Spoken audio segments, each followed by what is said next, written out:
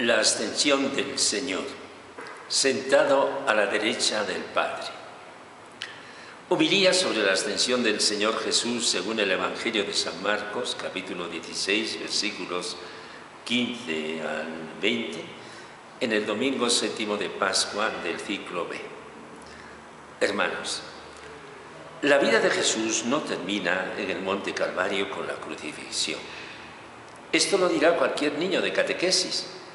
Y al decirlo confiesa la fe, porque sabe que detrás del Calvario está la resurrección.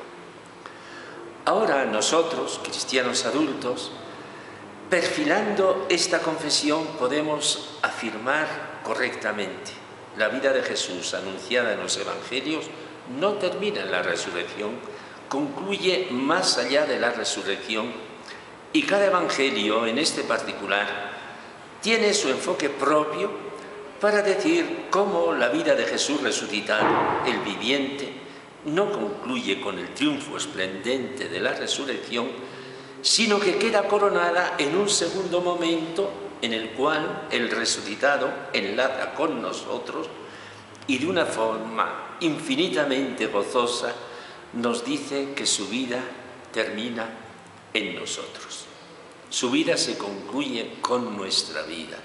Su vida desemboca en la vida de la Iglesia. Este es el mensaje, hermanos, que hoy quisiera transmitir pidiendo al Señor Jesús ese gozo de la fe que consiste en compartir lo que en Él ha sucedido y sucede, vivencias que pueden llegar incluso, según el mismo Evangelio, hasta la explosión de milagros. Veamos. Cada evangelista, según su modo propio, según su estilo, que en la Iglesia no se ha de agotar, nos pone en este trance final de Jesús. Id y haced discípulos a todos los pueblos, y sabed que yo estoy con vosotros todos los días hasta el final de los tiempos.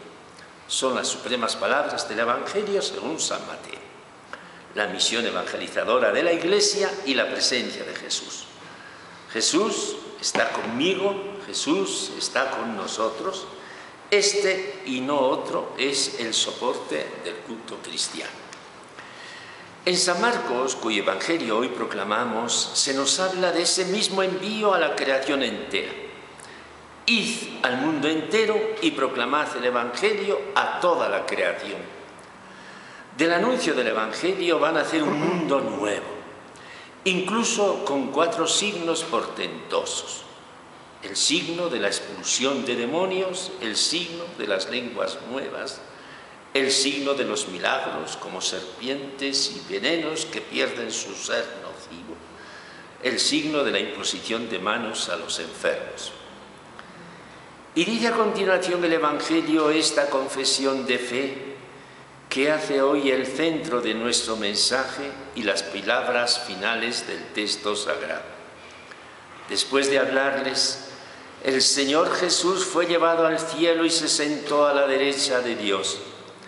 Ellos fueron a predicar por todas partes y el Señor cooperaba confirmando la palabra con las señales que los acompañaban. Jesús fue llevado al cielo. El mismo Dios y Padre que lo había enviado a la tierra lo recoge ahora en el triunfo eterno y la vida de Jesús continúa en la tierra, predicando la palabra en todas partes, ahora mismo en este rincón de la tierra, y obrando maravillas que se tienen que ver ante los ojos, maravillas que está obrando Jesús en el cielo por nuestras manos.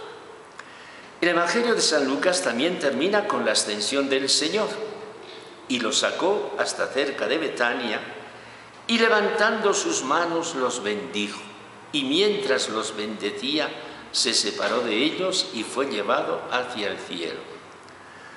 Con esta escena va a empalmar los Hechos de los Apóstoles, la otra obra de Lucas, en ese episodio que ha sido la primera lectura de hoy y que se repite todos los años.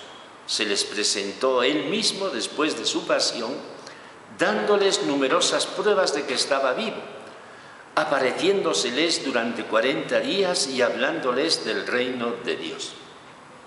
40 días, un número sagrado que por otra parte da lugar a un tiempo de preparación para la gran fiesta de Pentecostés, en la cual Jesús resucitado va a manifestarse en el Espíritu. En fin, en el Evangelio según San Juan, Jesús resucitado, para culminar su obra, va a enviar sobre la comunidad del cenáculo el Espíritu Divino, soplando sobre ellos, el Espíritu que ha de renovar la Iglesia y la faz de la tierra. En suma, hermanos, el Evangelio no termina en el hecho de la resurrección, en ese anillo que enlaza espiritualmente la vida de Jesús con la nuestra, haciendo de las dos una sola ante el Padre. Y aquí es donde nos encontramos y donde nuestra reflexión fluye del cielo, impregnando nuestro corazón con vivencias distintas, todas ellas sabrosas, porque hoy no se trata de compartir el sufrimiento de Jesús, sino el gozo de Jesús. Si en la resurrección de Jesús hemos resucitado nosotros, en su ascensión hemos sido llevados nosotros hacia esa realidad infinita que presenta la carta a los Efesios, esa esperanza a la que os llama, la riqueza de gloria que da en herencia a los santos. De todo este misterio de gloria, ¿en qué nos vamos a fijar? ¿Y qué vamos a recibir como gracia de Jesús, pionero de nuestra fe?